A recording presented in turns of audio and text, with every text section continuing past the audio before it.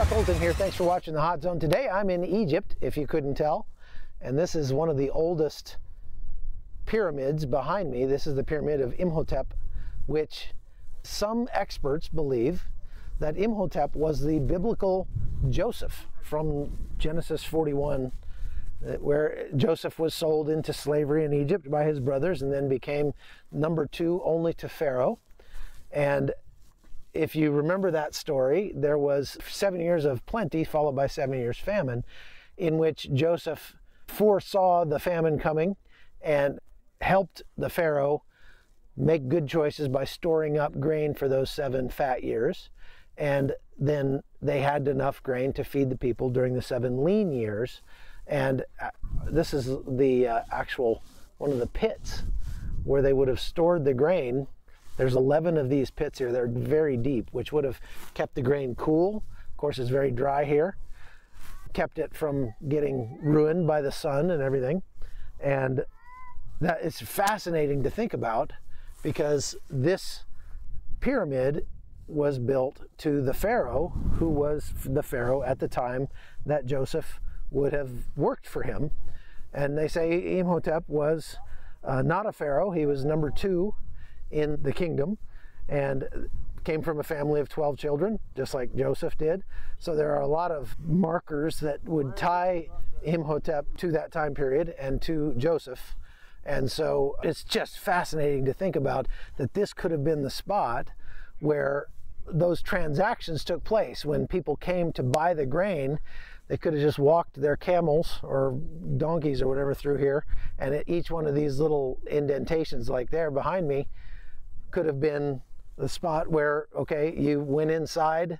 There's one little hall that we went through. You went inside there, you got your ticket, you paid your money, and you brought your camel outside here. They pulled the grain out of these silos and dropped it down to the guy who then loaded it on your camels as they were in their parking space that they were given down there. Just fascinating stuff.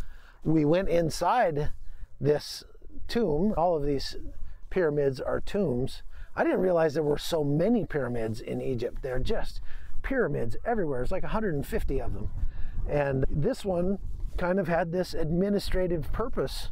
Like I say, not all experts agree on that. Of course, getting experts to agree on anything is fool's errand, but it makes total sense to me if this is the spot where the tomb was built for the Pharaoh, who was Pharaoh at that time, and Joseph was his second in command.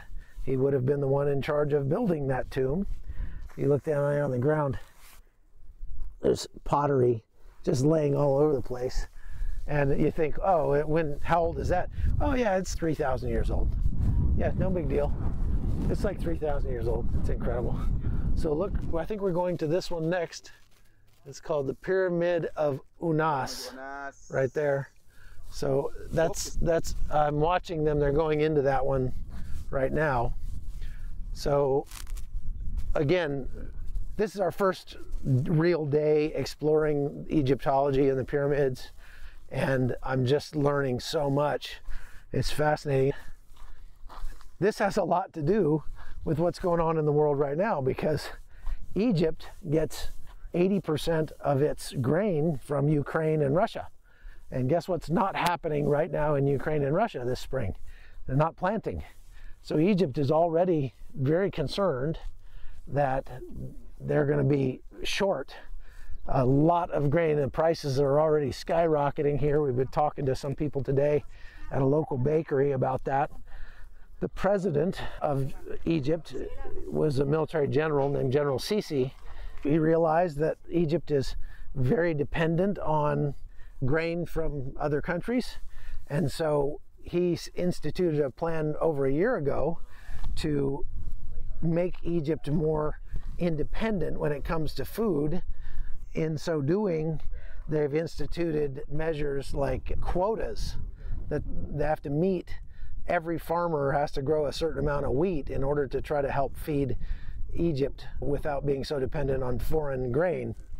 If the farmer won't grow his quota, then there's jail time and fines involved. Pretty crazy. But bottom line is, this is obviously, the food security has been a huge issue for thousands of years, because there's the proof right there behind me.